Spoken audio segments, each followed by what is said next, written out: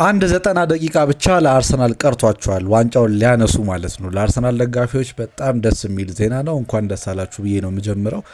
ጨዋታው በጣም ውጥረት የነበረበት ነው። ከጨዋታው ፊት በርንሊ ምንም እንኳን የወረደ ቡድን ቢሆንም አርሰናል ግን ዋንጫውን ለማሳካት ካለው ፍላጎት፣ ቁርጠኝነት ምናምን ጋር ተደማምሮ አንድ ጨዋታ ምንም ሊፈጠር ይችላል እና ከባድ ትግል ውስጥ ይገባሉ ተብሎ ታስቦ ነበረ። 1-0 ነው ማለቅ የቻለው ጨዋታውም እውነትም በጣም ከባድ ነገር ነበር ማለት ነው። ለአርሰናል መጨረስ የሚችሉ ድሎች ነበሩ።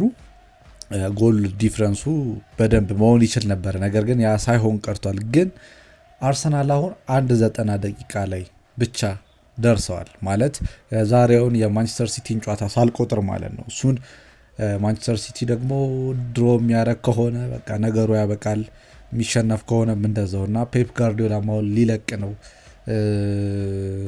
ዋንጫ መስጠት ይፈልጋሉ ማንቸስተር ሲቲዎች እንደው ያላቸውንም ነገር እስከ መጨረሻው ሄደውና የሚገርም ሲዝን ሊሆንላቸው ይችላል። አርሰናል በተለይ የዘንድሮን ዋንጫ የማሳካት እድላቸው አሁን በእጅጉ ሰፍቷል።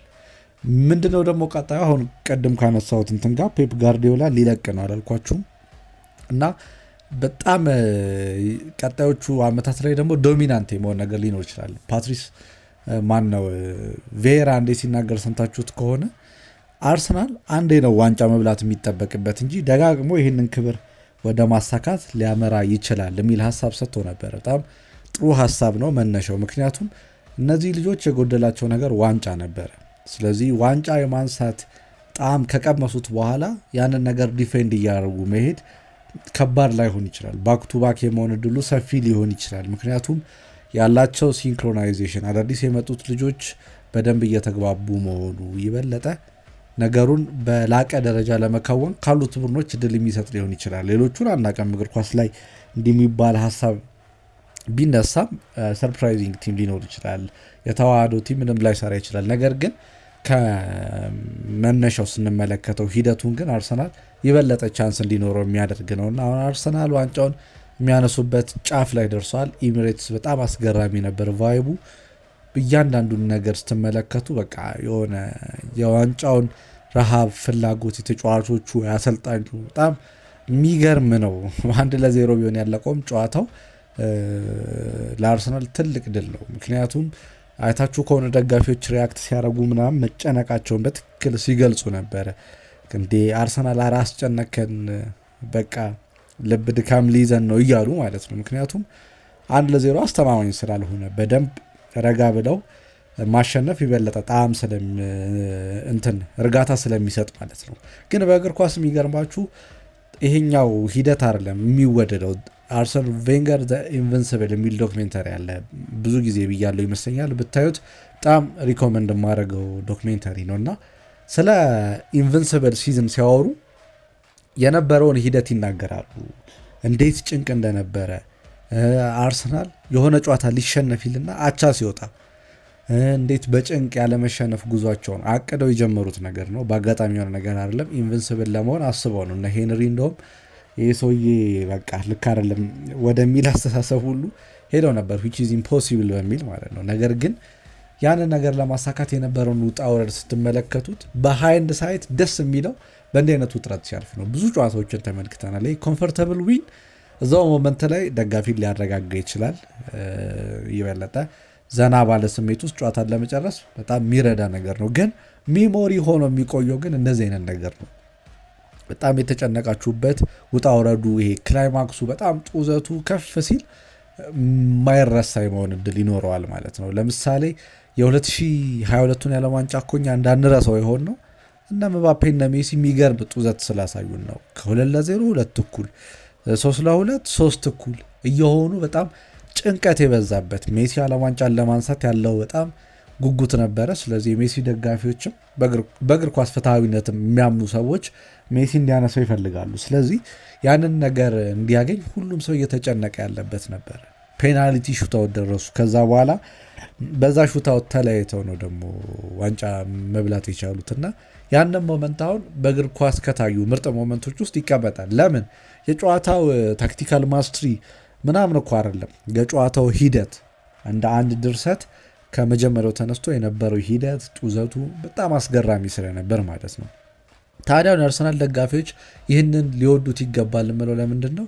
ጡዘቱ በጣም ከፍ ያለበት ጭንቀቱ ላይ በጣም በቃ ነርቪ ናቸው እያንዳንዱ ተጫዋቹም ደጋፊዎቹም በደንብ ያ ስሜት እየተስተዋለባቸው በቃ እንበለዋለን አንበለውም የሚለው ጉጉት ይበለጠ የሚያሳድረው ጫና አለ። ተጋጣሚዎቻቸው ደግሞ ቻሌንጅ ያደርጓቸዋል።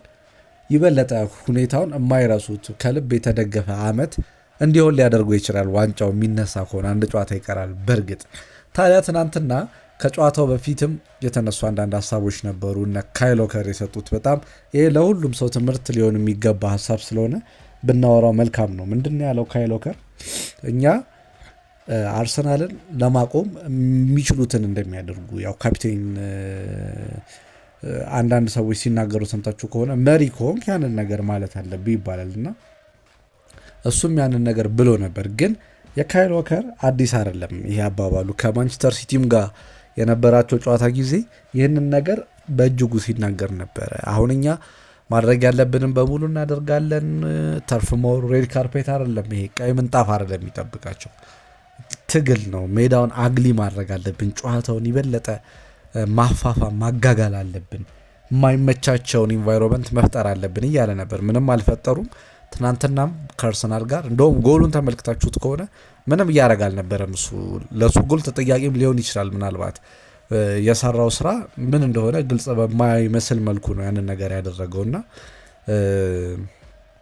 ካይል ዎከር የሰጠው ሀሳብ ለሁሉም ሰው አስተማሪ ነው። ምንድነው የሆነን ነገር ከማድረጋችሁ በፊት ቀድማችሁ አለማውራት ትልቁ እንደ ፕሪንሲፕል ሊያዝ የሚገባ ነገር ነው። ከፍርሃት ከምን አይደለም። ነገር ግን አይምሮ የተወራና የተሰራን መለየት የሚከብደው ጊዜ አለ። ለምሳሌ ፓሽኔትድ ሆነ ስለሆነ ነገር የምናወራ ከሆነ ያ ነገር የመፈጸም እድሉ እያነሰ ይመጣል። ምክንያቱም አክቹዋል ወርኩ ይሄ ትክክለኛው ስራ ከመሰራቱ በፊት ዋናውን ነገር በወሬ ጨረስ ነው ማለት ነው እና ስራው ሲመጣ ኢነርጂ ማጣት ያ ነገር ሊደረግበት የሚችለውን ነገር በሙሉ አሟጦ ወሬው ላይ ማሳለፍ ነው። ለምሳሌ የሆነ ነገር ልታደርጉ እያሰባችሁ እያለ ለሆነ ሰው ሄዳችሁ ይሄን ነገር ላድርገው ነው እንዲህ ነው እያላችሁ ፓሽኔትሊ ብታወሩ አይምሯችሁ በጣም ሳቲስፋይድ ይሆናል። ከዛ ይቸግረዋል፣ የሰራችሁት ይመስሏል። ይሄ ፕሪማቹር ሰክሰስ ጭንቅላታችሁ ውስጥ ይመጣል። ማለት ያላደረጋችሁት ግን እንዳደረጋችሁት የሚሰማችሁ ስሜት አይምሯችሁ ውስጥ ይመጣል ማለት ነው። በዛም ዋናው አክቹዋል ወርኩ ሲመጣ ኢነርጂ በጣም ይደክማል። ይህንን ነገር ነው እንግዲህ ትናንት መመልከት የቻልነው። ሌላኛው ይህንን ነገር እንዲህ ፐብሊክሊ ደግሞ ማሳወቅ ሌላው ዲስአድቫንቴጁ ምንድን ነው? እንዲህ ማታሳኩት ከሆነ ልክ አሁን ዋከር ተናገረ ባለው ነገር አልተገኘም፣ አላሳካም። ካላገኛችሁት ደግሞ ፐብሊክሊ የመቀለጃ ርዕስ ትፈጥራላችሁ ማለት ነው። በጣም ሰው እንዲቀልድባችሁ ይሆናል። ያወራውን የማታደርግ በቃለ ማትገኝ በወሬ ብቻ የምትገለጥ ትሆናለህ። ለሌላም ጊዜ ትክክለኛ ነገር እንኳን ማድረግ የሚችለውን ነገር አውርቶ ቢያሳካም ሰዎች ግን ያንን ነገር ሊፍቁለት አይችሉም። ምክንያቱም በቃ ይሄ ፈርስት ኢምፕሬሽን ላስት ይባላል። ሰው አንድ ያየውን ነገር የመርሳት ነገር ስለማይኖረው ማለት ነው እና ዋከር ትናንትና ይህንን አስተምሯል። የአይረኒው ደግሞ በጣም ይገርማል። አሁን አርሰናል ሲዝኑን በሙሉ ሲተቹበት ወይም ደግሞ አርሰናል ዋንጫውን ካነሳ ዘ ወረስት ዲፌንዲንግ ቻምፒየን ይባላል። ማን ነው ዘ ወረስት ፕሪሚየር ሊግ ቻምፒየን ይባላል እያሉ ሲቀልዱ የነበሩ ሰዎች እንደነ ስኮልስ ማለት ነው። ዋነኛው መከራከሪያቸው እኮ ሊሆን የሚችለው ሴት ፒስ ነው። አርሰናል በጣም ይታገላል። ምን ይላለው? ባለፈውም የዳኝነት ውሳኔው ላይ ከዌስትሃም ጋር ሲጫወቱ ጎሉ ለአርሰናል ሲሻርለት አርሰናል ስንት ጊዜ ይህንን ነገር አድርጎ ምንድን ነው አሁን ለአርሰናል ጊዜ ነው እንዴ ፕሪሚየር ሊግ እንደዚህ አይነት ስራ የሚሰሩት ምናምን እያሉ ነበር። ይሄ ሁሉ ለምንድን ነው? አርሰናል ፊዚካል ናቸው። ከቆመ ኳስ የመጠቀም ነገራቸው በጣም ትልቅ ነው። ሲዝኑም ደግሞ በአብዛኛው ብዙ የቆመ ኳስ የተጠቀመው ቡድን አርሰናል ነው እና ትናንትና የባስ ብሎ ይህንን ነገር ሲያጠናክረው ጎሉ ራሱ የተገኘው ከቆመ ኳስ ነው፣ ከኮርና ነው። ቡካዮ ሳካ ጥሩ ኳስ አሻማ፣ ሃቨርዝ የሚገርም ጎል አስቆጠረ ማለት ነው እና የሚገርም ነው። ሲዝኑንም ዲፋይን ሊያደርግ የሚችል ሊሆን ይችላል።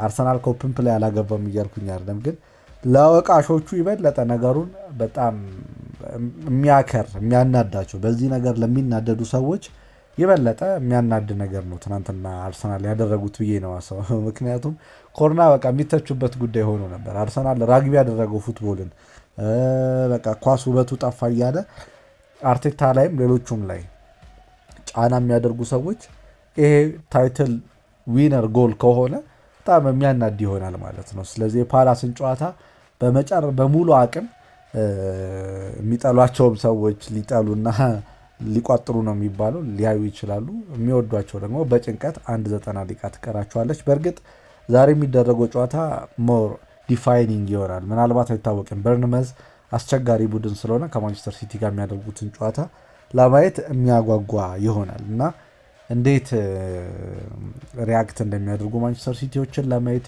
የሚያስጠብቅ ነው። ፔፕ ለመልቀቅ ስላሰበም አርቴታ ግን ዋንጫውን የሚያነሳ ከሆነ ብዙ ነገር ድክመቶች የሉበትም ማለት አይደለም። የትኛውም ሰክሰስፉል ሰው የሆነ ድክመት ይኖርበታል። ግን አርሰናል ከየት ወዴት የሚለውን ነገር በብዙ ቪዲዮዎች ልንሰራበት የምንችለው ብዙ ሰዎችም ብዙ ተንታይነን የሚሉ ሰዎችም ዶክሜንተሪ ሊሰራበት ይችላል።